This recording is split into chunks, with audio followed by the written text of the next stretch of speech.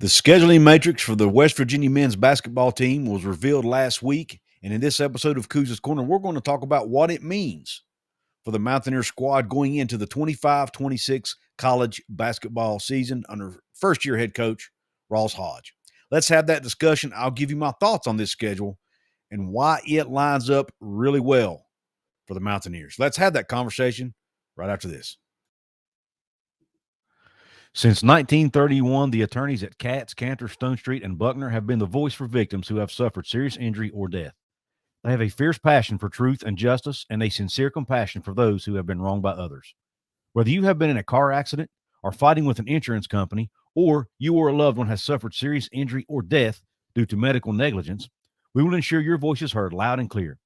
Katz, Cantor, Stone Street, and Buckner will ensure there is justice for all West Virginians because we are your lawyer, your voice. Visit us at yourlawyeryourvoice.com. What is up, and welcome into this episode of Couz's Corner, your home for top shelf college sports content around the West Virginia Mountaineers. We're focusing on the West Virginia men's basketball team and their scheduling matrix for the 2025-26, and this is the Big 12 scheduling matrix, by the way, for the 25-26 college basketball season.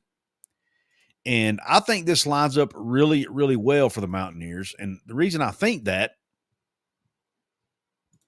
is this.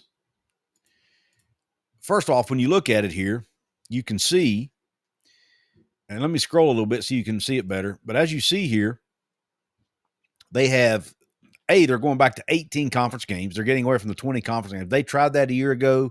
I guess they didn't like it. I kind of agree with going back to 18. It's my understanding that most of the other power leagues are doing 18 conference games. So why should the Big 12 be any different and do 20? You just get your teams beat up before they go into the postseason, and I think it hurts them going into the postseason. Now, why does this schedule line up well for West Virginia? Number one, the three teams that they play twice, because each team has to play three teams twice. The three they play twice are three of their closest opponents, two of them being their other two Eastern time zone opponents in UCF and Cincinnati, which limits travel, or at least limits it to a degree. And the other one being Kansas State, who's one of the closer ones in the traditional Big 12. I'll tell you another reason I like this schedule and the way it lays out for West Virginia. When you look at the teams they play home versus away one time, which is the other 12 teams in the conference, besides the three I just mentioned, they play them each one time. And it's either home or away. When you look at their home games, look who it's against. Colorado. They don't have to go out west to Colorado. Kansas. So their only game against the Jayhawks is in Morgantown. That means they don't have to go to Allen Fieldhouse again in 2025-26. They play BYU at home, who's another team who's expected to compete for a Big 12 title again in 2025-26. They have an awesome recruiting class and transfer portal class coming in. They should be really good again. West Virginia doesn't have to go to Provo. That's an advantage. Texas Tech, another team who's likely going to be really good. West Virginia doesn't have to go to Lubbock, one of the hardest home court advantages in the country. The Red Raiders have to come to Morgantown. They also get Baylor at home and Utah at home. Baylor, another team who's likely going to be good. West Virginia don't have to go there. And then Utah. Again, they don't have to make that western trip to Utah this year. And I mentioned that they get Kansas State, UCF, and Cincinnati in a home and home.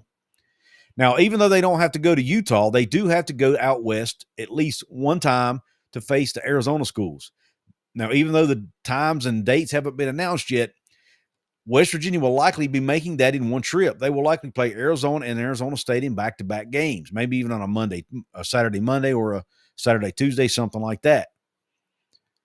So they only have to travel into the Western time zone, the Pacific time zone, I guess. I don't know. Heck, I don't know. I can't keep track of what Arizona's time zones are because they're different than everybody else. But they only have to travel out west to the far west one time in 2025-26. It's my understanding, if I recall, last year they had to do it twice. They only have to do it once in 25-26. Now, they do unfortunately have to play Arizona, who's likely going to be really good again. They unfortunately have to play them on the road, but I would rather do it. I'd rather only have to go out west once. They do have to go to Ames and play the Iowa State Cyclones. That'll be a tough road contest. And they do have to go to Houston. So 2 teams who are likely going to be really good again next year, including Houston, who made it to the national finals game and I mean, lost in a heartbreaking fashion, but did make it to the national championship.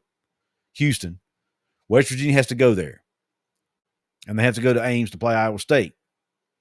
But when you look at their other road games, Oklahoma State, Arizona State, TCU, those games, at least on paper, should be winnable games for West Virginia. Those teams don't scare me when I see them on the schedule, to be honest. No offense. Now I don't think they're going to be terrible teams, but I do. When you look at what the roster West Virginia is going to have and the type of coach Ross Hodge is, I think those are very winnable games. Now, if I looked at that and if I was looking at Texas Tech on the road or BYU on the road or Kansas on the road, I'm not looking at those as winnable games, to be honest with you. But I look at Oklahoma State, TCU, and Arizona State all as winnable, more winnable than the other 3. And again, they had the home and home with Kansas State, UCF, and Cincinnati.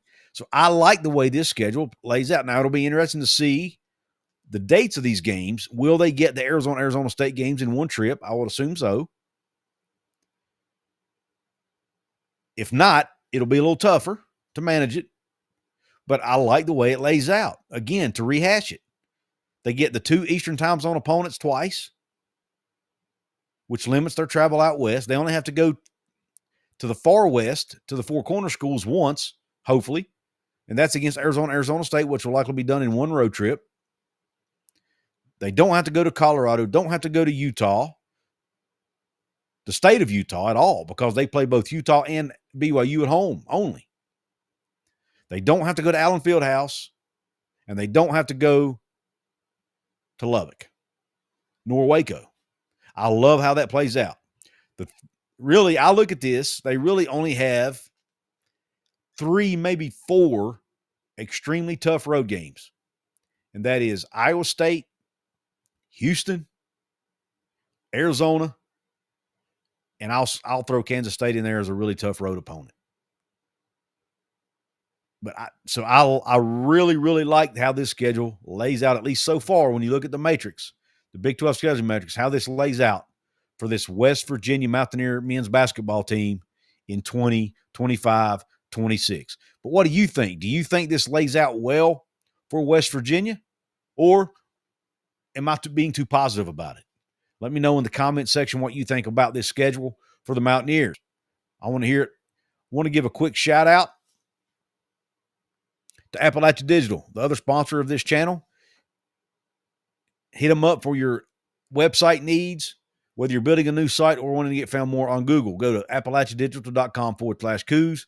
Shout out to my paid VIP members of this episode. They are Shaq, Okie King, Crispy, OO, WVU Earl, and Browns and Beers. Thank you all for your support. Reminder to hit the thumbs up on this video. It helps the YouTube algorithm.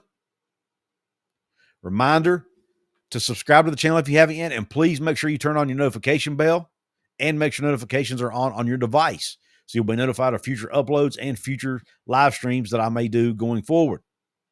I want to thank you for watching. Thank you for supporting the channel. Thank you for supporting everything I do. Until next time, Q Country Roads.